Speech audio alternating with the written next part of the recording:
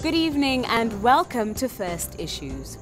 In the past few weeks, the country has experienced rolling blackouts, and it appears the situation may be worse than in 2012 when we first experienced this phenomenon. Domestic generation is said to be presently in limbo, with only one unit operational at Morupule B, and the BPC relying heavily on the 160 megawatts produced by emergency diesel plants at Orapa and Matsilagadedi. Its other channel of electricity supply, South African power giant Eskom, is also limping, with 29.3% of its generating capacity reportedly unable to supply electricity, and pressure is mounting on the company to dump regional beneficiaries of its electricity like Botswana. Executives have signaled a tightening availability of power going into winter, and the country's politicians are demanding a review of supply contracts in light of the limited supply. Local consumers' frustration has been fueled by the little to no explanation as to the cause of the crisis by the powers that be, and most importantly, the absence of a solid solution offered to address the situation. The BPC has issued load-shedding schedules, told Botswana to conserve electricity, and said they will hold a consultative meeting on electricity issues at the end of the month. And a familiar story promising the restoration of Morupule B as soon as possible has been offered by the relevant ministry. As a result of the limited communication, many have taken to formulating their own reasons as to why we find ourselves in the dark, and many theories are circulating as we speak. More importantly, there has been a ripple effect of damage throughout the economy. Power outages have meant communication network and even water supply disruptions, and business has suffered as a result. Travel agencies have challenges in making bookings because they rely on internet systems. Visitors to Botswana found they could not use their credit cards because of network failures. Chain stores found that they could not stock and supply meat. Those with global business partners found their business activities disrupted for days at a time because of communication failures. Many were taken off budget by the need to purchase backup generators. But these were those who could. The small business person with limited financial muscle bore the full brunt of the load shedding. These are their stories. One, about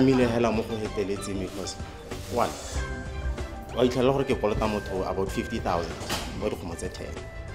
This is 10,000, and some of them called 40,000. Now my guy is like Isahamudu. Hanga who wants the fruit, the fruit, the Honana Fruji, Dinze Amotium. Honang Hahona, Elecalabacalamotlacas, and Lohanana gets Hava Lohanoka stock at your home. Kerikit Hosiam, which are in Kituli to say, was Hakizuri little Colamotacase, how Hamatacase, how Hella, Ling, how Nabotocale. Totala, hey, from Matate, who the salary Zavan, Hadio, ho di rente, Hadio. Me, what I want to contains and Horicamara Kere, and Hakizu Horiki, Kai Hahonzia Kahonziana, Gelachli Homozabato, gets on sorry, get by duel.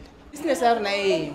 Kana umpio kana tu suffix, Ramokala, Ditrotar Nakafex, Bolantis on Comacan and National level, go puso in yellow, mod cooperative in Kai, bar fexes of Horena, recoating war, letter like bell, a little ring. Jano Hilo or fex the high berry or fex the stomach like a sparago Harono 119. For our relucid, because it intended that there's Namatakasit, Harono Havana sip. Has a Helayan Udu Leota Magamo to walk by two, walk over education, and go health or Alhana and a hope. Uta, I never fixed it, my love. Rero Cote. Hawaii, one, Otaiwana, Motakaso. Idra the business side plan, some side plan at Sama. So from last week, Mutazusimala Hawa. But when the Bagor Habakala, I want to team with the project in Sabon. Babu Waka, Kaka positive, Bamba Waka the balance. So Rara Mataraso was Milana Kurus Malakawa. Un caminato.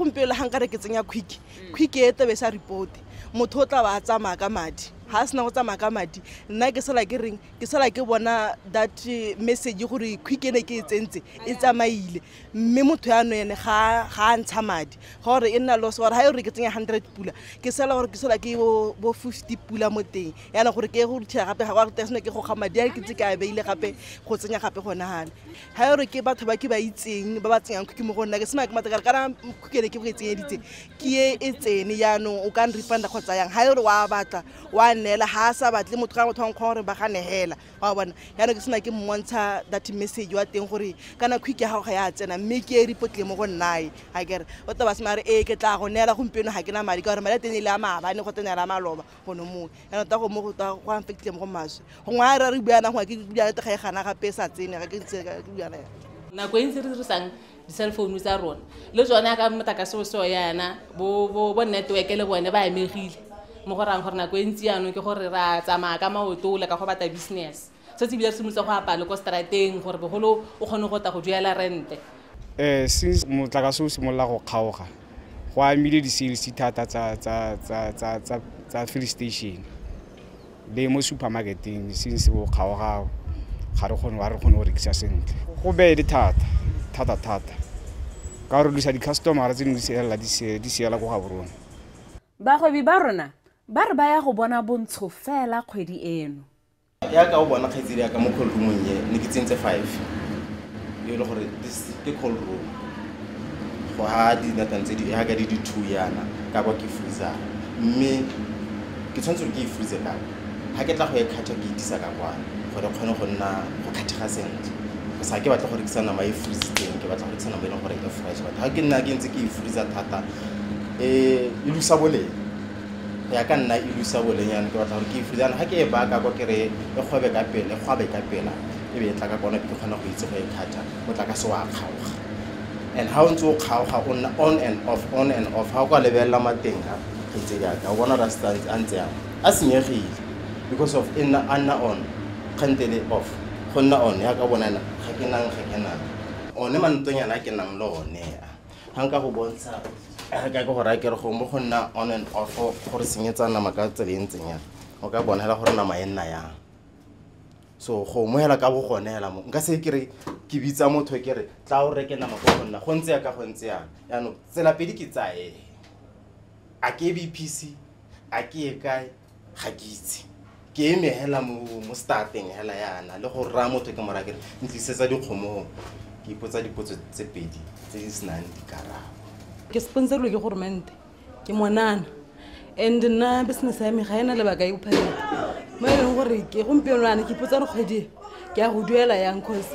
di function ha ke tsena then thusa ha re leng teng ha go diwa bana ha gona di daily sales me hela ke dirile madi through go tendera this month ha ke na la hele sale pe di tender go so for mo takaseo ya ka every day ga o yo fix it dimetse and if they try your fix they tell us bereke you are not given that job go ile hela so far we've lost all our customers bantseng baja tell me I have ngena go motse 10 out of 10 nka tswa go ke rekisitse bo 2 or 3 ke mo rekisitse sentle and madi a short gore ke duele mongwa dikgomo ba tla ba kokota go ga magistrate ba tla ba kokota kwa police di sheriff di tla be di kokota ba mpolela gore nna ba batla go bankanye didiba bana ba ga ba duelwa go sekolong which is ke nnete ya ntšwela gore ha kae hireng ntšwela gore hireng yana ga go ntšwa ka go ntšwa go tswa hireng ha keze ke motho ke duelang ba bereki ba me ka nako mme kgwedi ke ta tshwanela go ba ikope maitshwarelo gore ke ba re ke re go ngwele tamogela late ka gore ga ke itse gore ke a simolola le go bona ditiro ba bone nna mo go nna ke le monana ga o ita motho wa sponsor you that person doesn't have money tota I didn't have money we think and nthusa ka madi ha madi a itse hela be ke kopana le this problem gape gore rano my problems di nna dintsi and the customers tsene ke tshwanetse re ke di keep they are going to go away gore beke e hitileng ele ga go se ke sebe ke those ke ntse hela go sema le one re mo go yone hela ga ke bereke seng tota gore ke bereke ba phakela hela after 7 gore ga ka o tima gore go ile hela ya le go tla maitwa ke a go chaisa gape ga gona madi ga re go duela ba bereki ga re go duela di rente ko gore re kgwedi e tota hela yone hela re dirile mo go teng 00 go ra gore la kgwedi e la ka ntse go ra bona ke batlo go lwa ke tla. Welcome back to the show. In this segment, we explore another prickly subject, this time in the world of statistics. The importance of this field has risen dramatically over the years. Numbers and statistics are key components of everything from news reports, sports averages, astronomy, weather, elections, business reports, science, banking, and most importantly, economic conditions. A book titled Poor Numbers: How We Are Misled by African Development Statistics and What to Do About It was published last year, asserting that GDP figures, among other statistics, provided on the continent were inaccurate and not to be believed. The book's author has come under great criticism by a notable number of African statisticians, questioning its motives, timing, and scholastic credibility. And there have even been boycotts of author Professor Morgan Jervin's presentations on the subject. Some say the work comes on the heels of questions from the West as to whether Africa is really rising, and say it is an example of Afro-statistical pessimism. Zambian officials went as far as to put out a statement that said it is clear from the asymmetrical information that he had collected that Mr. Jervin had some hidden agenda, which left them to conclude that he was probably a hired gun meant to discredit African national accountants and eventually create more work and room for European-based technical assistance missions. We had the privilege of speaking to the professor during his recent trip to the country to square off bravely, I might add, against his biggest detractors at the 9th Africa Symposium on Statistical Development. Jervin says he has succeeded in drawing attention to the need for financial assistance for statistical development on the continent with the likes of philanthropic giant Bill Gates. A speaker at the symposium said, however, that pitiable is not the right approach to gain support, and that objective does not have to be insulting. Both Jervin and South African Statistician General and Chair of the Symposium, Balile Hotla, had salient points on the matter, and we leave the final judgment on the matter to you, the viewer at home. Going into our discussion, we just had to find out first, what is it about the book Poor Numbers that has stirred up so much controversy? The book raised a number of, or maybe touched a raw nerve on the continent, particularly because of what we considered as poor scholarship that was in it, and omission of a whole chapter in what Africa is doing. And, there are, three sources of opinion: fact, rumor, and prejudice. And the problem with the book is that it lacked fundamentally the first shaper of opinion, which is fact, and it lacked balance in many respects, both in terms of,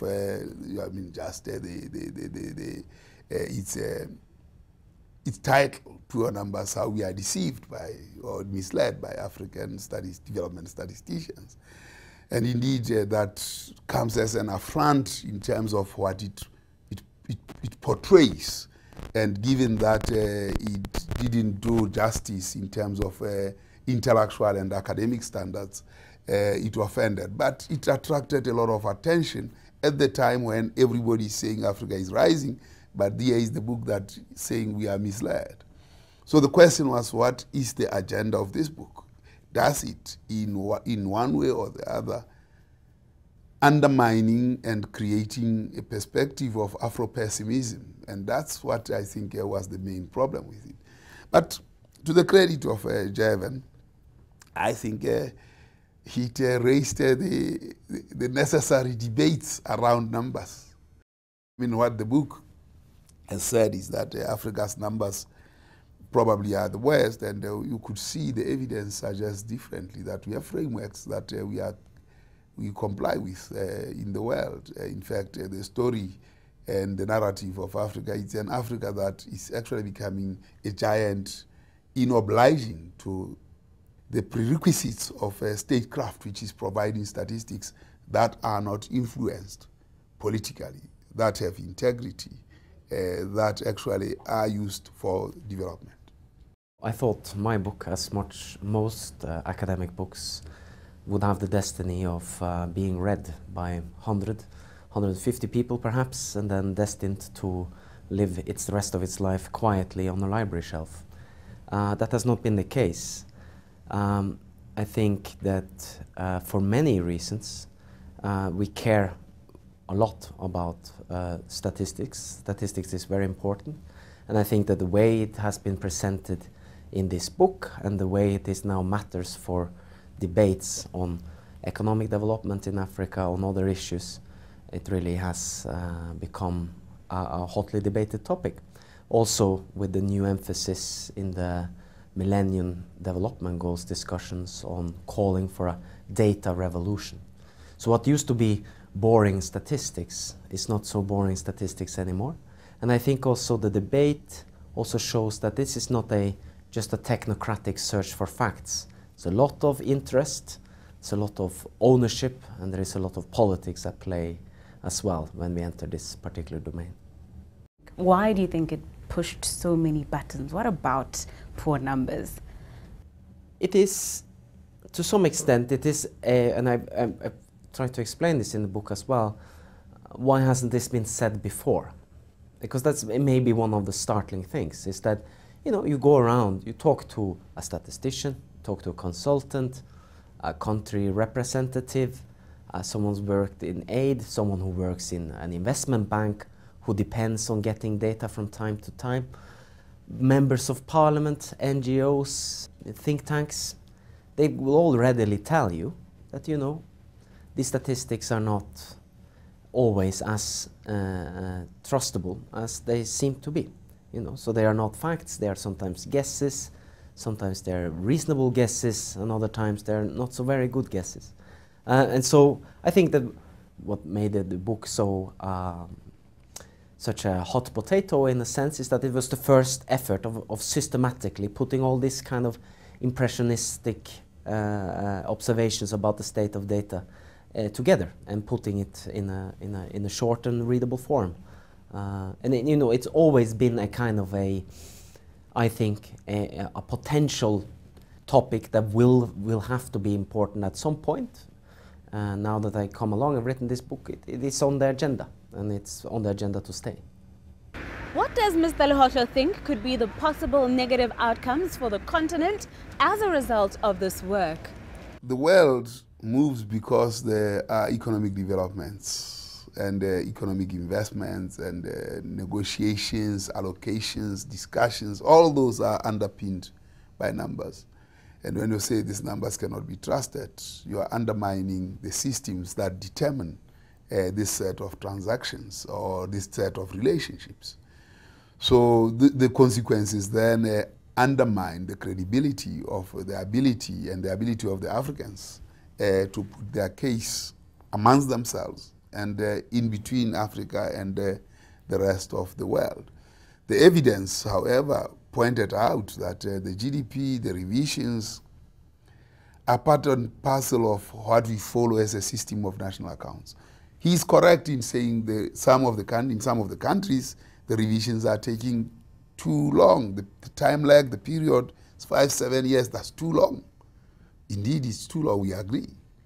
But there were gross generalizations here, and they are created because he didn't look for the place where he lost the coin. He actually said, well, there is where there is light, but he was very selective in his, yes, I mean, that's a serious problem.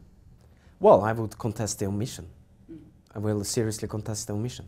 If you read the book and you read the sources of it, you'll find that I let senior statisticians and some pioneering statisticians such as Okigbo of Nigeria talk Abu Yande of Nigeria talk, I use their words to tell the story. When I tell about how national income has been measured in Botswana, I tell it through the words and notes taken by statisticians working in Botswana, in Gaborone. That's been my sources, and that's the fundamental backbone of this book. When I spoke to statisticians, I always wanted and always inquired and wanted to make inquiry at the highest level. Very seldomly, for different reasons, highest level had time to speak to me. Very often I was sent to the, if you are interested in national accounts, then talk to national accounts and so forth. And so as far as possible, I consulted senior management.